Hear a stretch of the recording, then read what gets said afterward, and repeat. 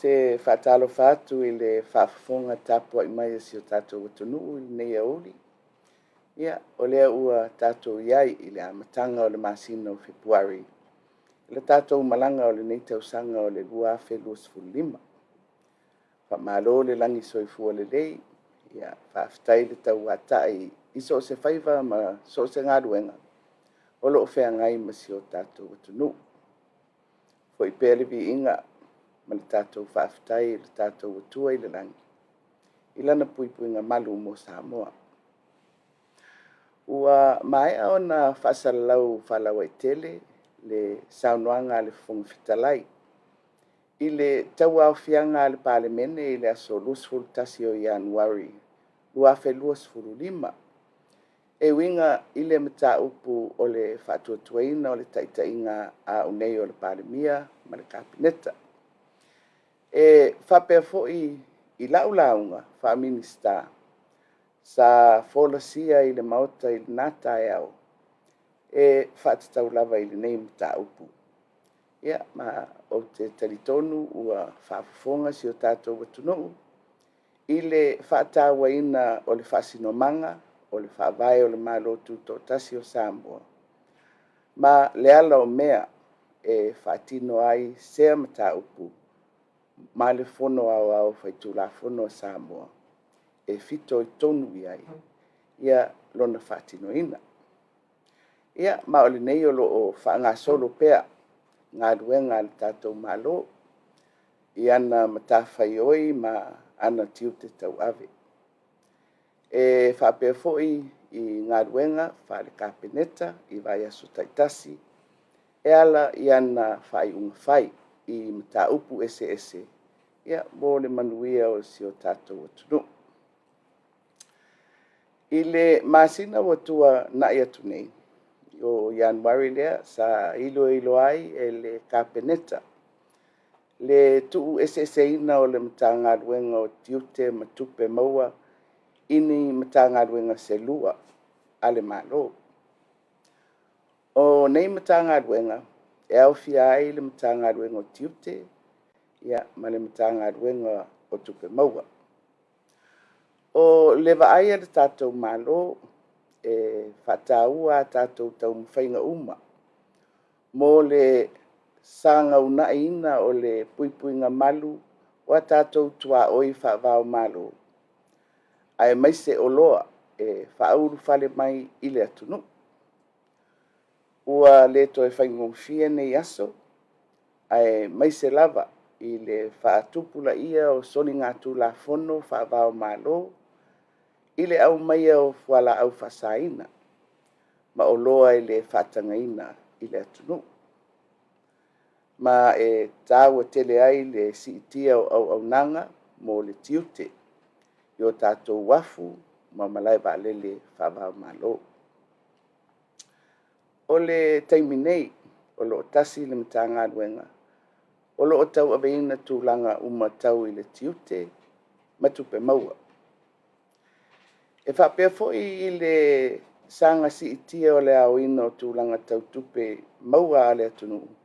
Ia whapea le whaaleleia o le mataituwina o tūlanga tau laisene. Ia maisi vaenga tāua o loo aia ia i tū la fono o la fonga. Ma waiai le fuafuanga e a mata whaatino nei swinga i le tausanga whaale tupe o lumanai nei. Lua whelua lima, lua whelua ono. E iei vaenga e mo omia o na whatino e peo vaenga whatu la fono. Tangata whainga ruenga. Ia, ma vaenga tupe e mo omia. Ma olo o ngā rurue ai, mta ngā ruenga e fito i tonu iei nei vaenga. E peo le official komisio ngā ruenga le malo. Mta ngā ruenga o tupe. Le official le loia sidi. Ia, whapele mta ngā ruenga o le a tu ese ina nei. Ua mai a foi, o na whaamaonia e le kāpeneta le tu ese ina o au nanga whaleo leo. Ma au nanga o wharipuipui ma le toe fuata inga. O loo si la fia e le tunu. Sa tu ese mua nei au nanga i tausanga o mawai. ia ona toe tu fatasi fo ilea ele fainga malo taluai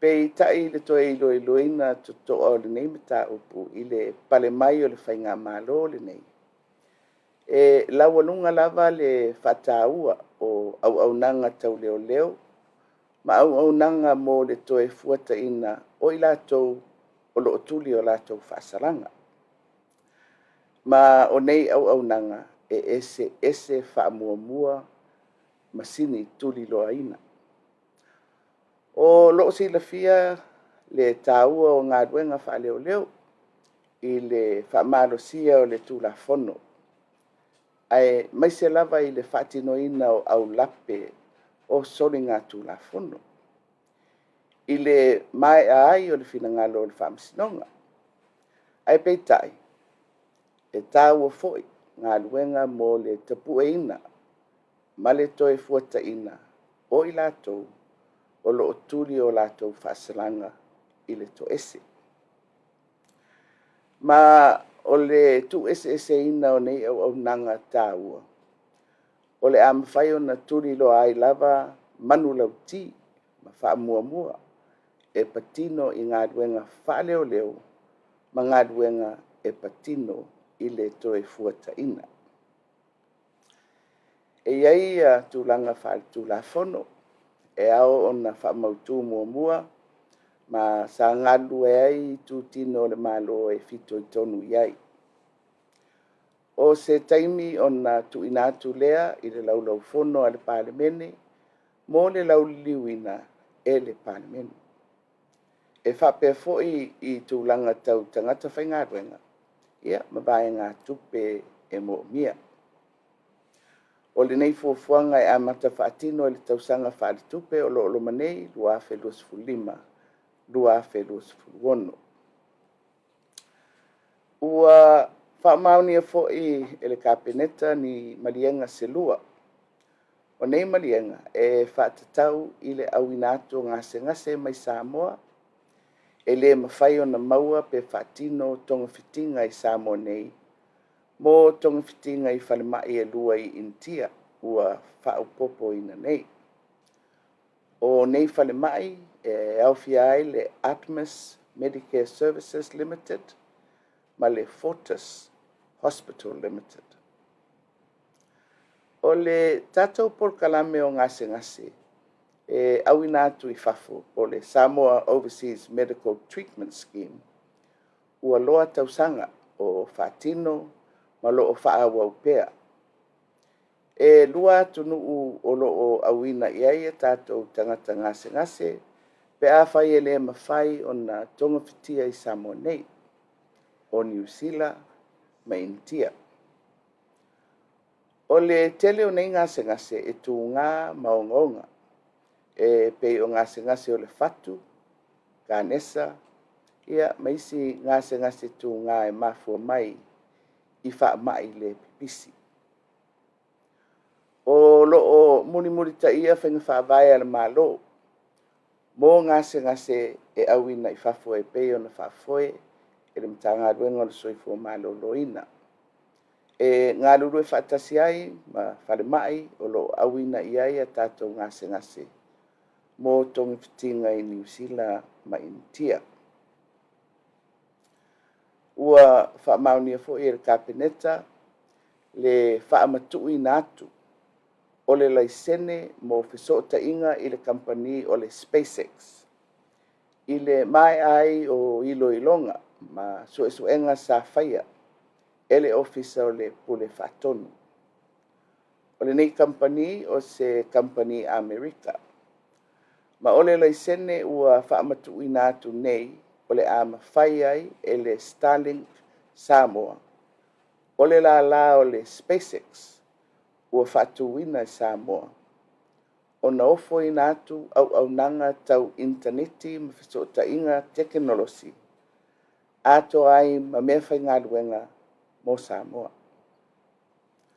O nei au nanga o le ama whai o na maua ai e tangata Samoa. Whisota inga tau interneti e le ngata mo ainga ai whapea foi in pisinisi. O se tasi le nei o whaamuamua le malo I lana fuafuanga mo le atina e o le atunu.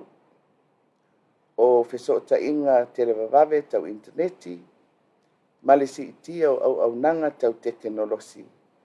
E fesoso ani tele, I le una ia o I tūta wawa onga, tonga fitinga ma au nanga whaarisoifua malo loina. Ngā luenga le malo ma pisinisi. Ma le fausia o to mai fau whasainisi mo le atunu. Ma ua saosawa le atina ino I tūtau teknolosi I atu nuu uma o le lalulangi. Mo Samoa e laualunga I nei whaatinonga, le maua au nanga whape nei ele atu nuu, e mawhai o na whaalangolango I eia tātou fisota inga. Le atina e o pisinisi maala manuia. Mai ngā whatia le tau e whaongai nai. Ua maea o na whaatino e ola fia I to tonu o lātou sio manga. O le matanga luenga o tina mata maitai o loo whafueina ni ngā luenga. E ngā lue whaatasi ai maisi tu tino le malo. E au fia ai le matanga luenga o aonga, maanga nuu, matanga luenga o le soifua malo loina. Ia maisi foi matanga luenga ane malo. O le whonatanga le kāpeneta na nafi, sa ilo tuto ai se tasi o whainga whawai, mo le una ia o tūlanga whasai nisi, to mai wha teknolosi, ma le whausia ina o ni fuafuanga fau, National Science, Technology and Innovation Policy. O le nei whainga whawai ua loa tausanga o tāpena mai, ona o le whaatawa ina o to mai whasai nisi, ia o onga, o ngā ruenga, o pisinisi. Whapea malisi itia o whaatufunganga fau, e whanau mai ai suenga mamatatia whasai nisi. O se teimi mō muale nei, ua whausia ai sea whainga whawai, mō Samoa. Ma olo o taula mua ai le tātou whaalapotonga o suenga whasai nisi Samoa, Scientific Research Organization of Samoa, ma le tātou university. E whapea foi I le mtanga luenga o whatoanga mwhainga whaiva. Tina mata maitai, whisota inga mwhaamatagalanga teknolosi. Puna oa whale nātura ma le siosio mata. Pisinisi, le vaenga maoti ma le civil society organizations. E le ngata la I le matimatina o to mai whasai nisi ia o onga msuesuenga. Ai whapea foi I mea whainga luenga e whaongai nai. E au ina mautu. Ua whatulanga foi le vai taimi e whaatino ai le nei whainga whawai. Ma taimi e lauriliu inai. Ua whapea foi ona whaamaonia le kāpeneta I le vai aso nei, le whainga whawai mo le te atu I soni ngā tūlafono. E pei ona taula mua ai le mtanga luenga o whaamasinonga ma tūlanga tau whaamasinonga. Ia ma le la o le tūlafono ma le amiotonu o le law and justice sector. O se whainga whawai tā ua fo I le nei, I le una ia o le vave o na fo whawhitauli. Po ni ngā yoinga a o lei o atu ini tūlanga e avea ai masori ngā tūlafono.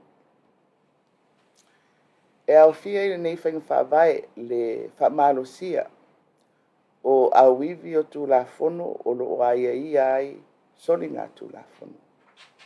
Si itia o awala e tau fia ai sori ngā tūlafono, ato ai, ma le whatu wina o Paul Kalame e tali atu ai I sori ngā tūlafono, ma au nanga mo o mia e tūle ai le sila fia lau tele o le atunuu I tūlanga onga o soli ngā tulafono.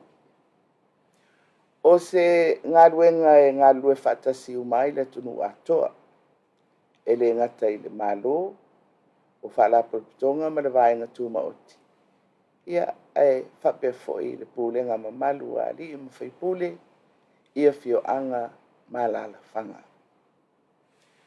E whataua foi le sao o Taitai Kalesia, ia mai Kalesia uma i tutonu o Samoa.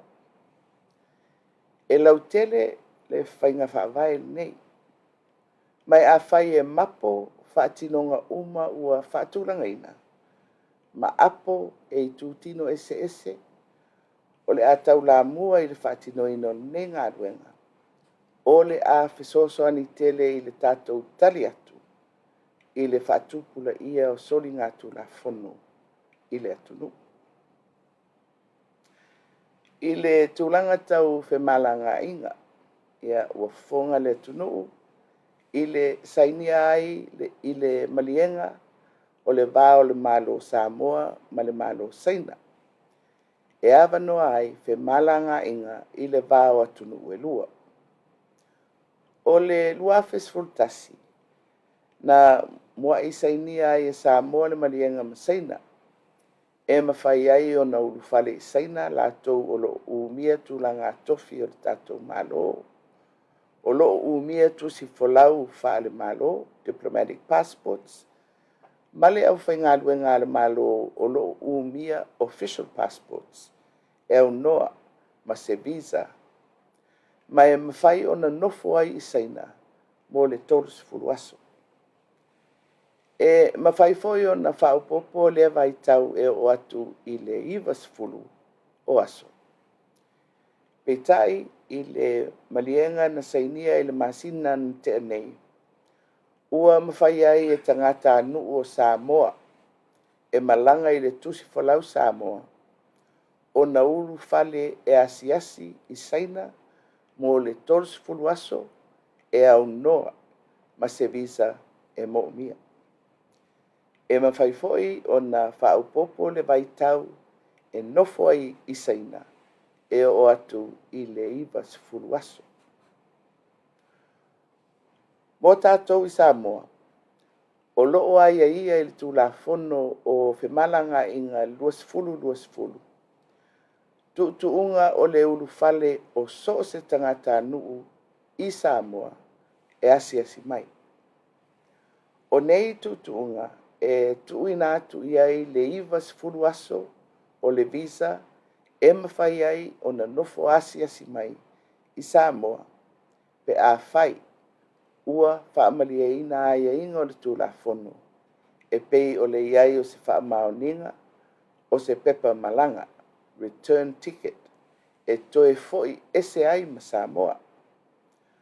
Whaamaoninga o le nofoanga e nofo ai Samoa, e le aini o na soli ngā tūlafono, ma ia le ititi ifo i le ono masina, le ao ngā o le tusi folau, 6 months validity of passport.